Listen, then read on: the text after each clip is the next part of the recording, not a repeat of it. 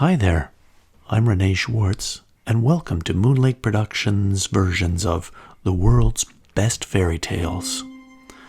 This series is for listeners both young and old, and features stories from the Grimm's Brothers, Hans Christian Andersen, Arabian Nights, and some of the best classic tales.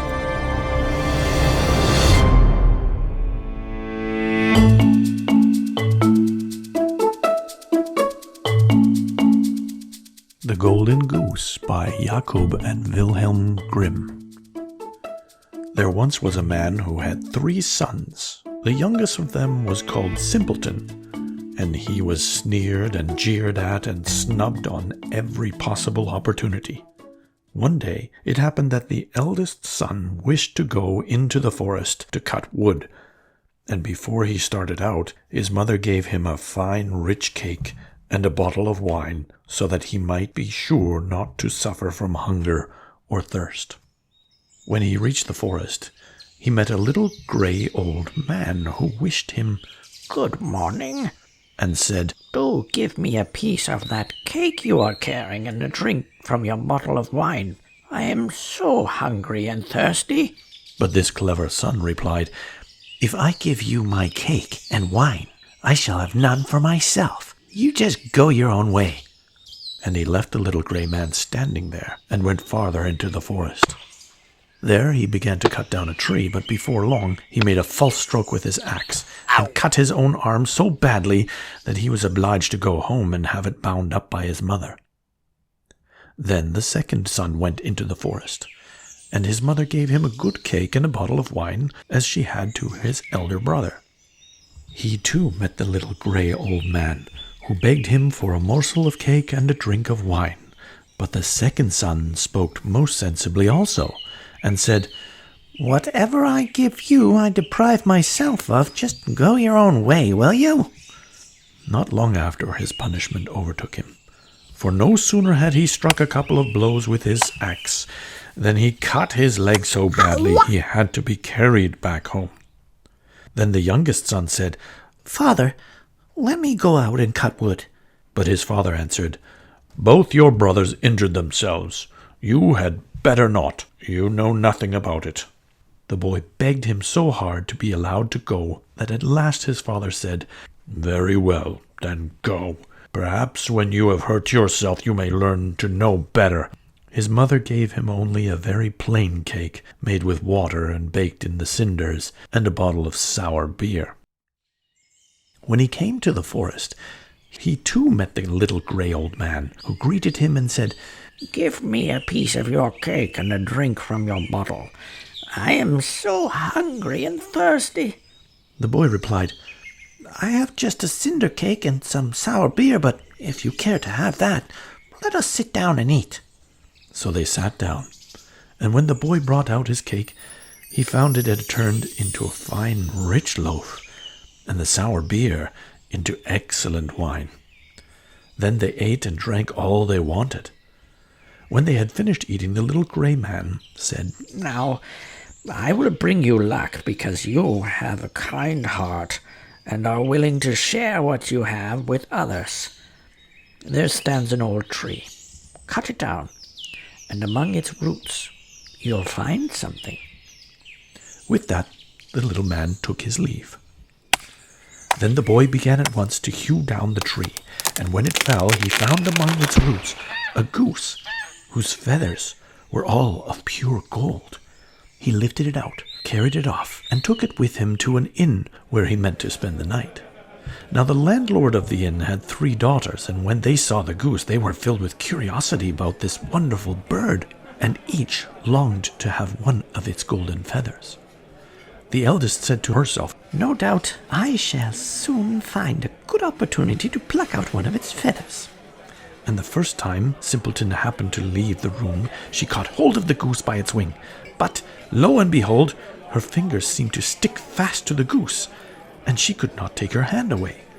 Soon afterward, the second daughter came in and thought to pluck a golden feather for herself too, but hardly had she touched her sister than she stuck fast as well. And last the third sister came in with the same intention, but the other 2 cried out, "Keep off! For heaven's sake, keep off!" The youngest sister could not imagine why she was to keep off, and thought, "If they are both there, why should I not be there too?" So she sprang toward them, but no sooner had she touched one of them than she stuck fast to her. And they all three had to spend the night with the goose. Next morning, the boy tucked the goose under his arm and went off, without in the least troubling himself about the 3 girls who were hanging on to it. They just had to run after him, right or left, as best as they could.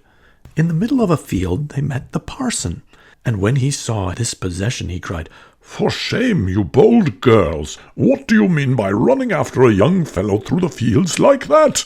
And with that he caught the youngest girl by the arm to draw her away, but directly he touched her, he stuck on and had to run along with the rest. Not long afterward, the town clerk came that way and was much surprised to see the parson following the footsteps of the 3 girls. "Why, where is your reverend going so fast?" cried he, and he ran after them, grabbed his coat, and hung on to it himself. As the 5 of them trotted along in this fashion, one after the other, 2 peasants were coming from their work with their hoes. On seeing them, the parson called out and begged them to come and rescue him and the clerk. But no sooner did the first one touch the clerk than they were stuck too, and so there were 7 of them running after Simpleton and his goose. After a time they came to a town where a king reigned whose daughter was so serious and solemn that no one could ever imagine to make her laugh. So the king had decreed that whoever should succeed in making her laugh could marry her. When Simpleton heard this, he marched before the princess with his goose and its appendages, and as soon as she saw these 7 people continually running after each other, she burst out laughing and could not stop herself. Then he claimed her as his bride, but the king, who did not much fancy him as a son-in-law, made all sorts of objections and told him that he must first find a man who could drink up a whole cellar full of wine. Simpleton bethought him of the little grey old man, who could, he felt sure, help him. So he went off to the forest, and on the very spot where he had cut down the tree he saw a man with a most dismal expression on his face. He asked the man what he was taking so much to heart, and the man answered, "I don't know how I am ever to quench this terrible thirst I am suffering from. Cold water doesn't suit me at all, to be sure. I've emptied a whole barrel of wine, but what is 1 drop on a hot stone?" "I think I can help you," said the boy. "Come with me, and you shall drink to your heart's content." So he took him to the king's cellar, and the man sat down before the huge casks and drank till he had drunk up the whole contents of the cellar before the day closed. Then Simpleton asked once more for his bride, but the king felt vexed at the idea of a stupid fellow whom people called Simpleton carrying off with his daughter, and he began to make fresh conditions. He required Simpleton to find a man who could eat a mountain of bread. The boy did not wait to consider long, but went straight off into the forest, and there upon the same spot sat a man who was drawing in a strap as tightly as he could around his body, and making a most woeful face the while.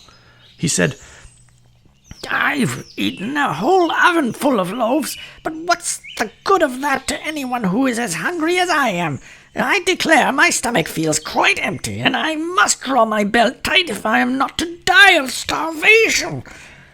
Simpleton was delighted and said, "Get up and come with me, and you shall have plenty to eat."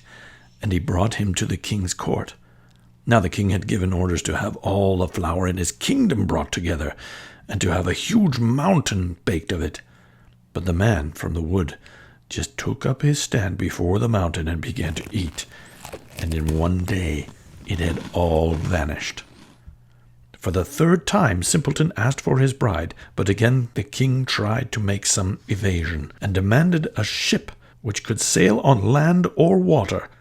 "When you come sailing in such a ship," said he, "you shall have my daughter without further delay." Again the boy started off to the forest, and there he found the little grey old man with whom he had shared his cake, and who said, "I have eaten and I have drunk for you, and now I will give you the ship. I have done all these things for you because you were kind and merciful to me." Then he gave him a ship which could sail on land or water, and when the king saw it, he felt he could no longer refuse him his daughter. So they celebrated the wedding with great rejoicings, and after the king's death, Simpleton succeeded to the throne and lived happily with his wife for many years.